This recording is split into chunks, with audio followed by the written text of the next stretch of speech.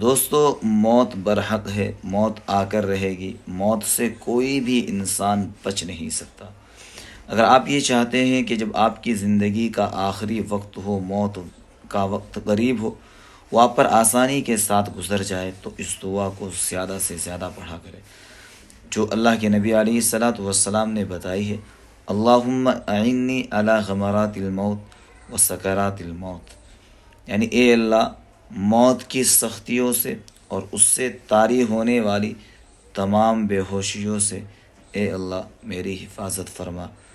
دیکھو کتنی اچھی یہ دعا اللہ کے نبی ہمیں سکھا کر گئے، اگر ہم پڑھ لیں گے انشاءاللہ موت کی تمام سختیوں سے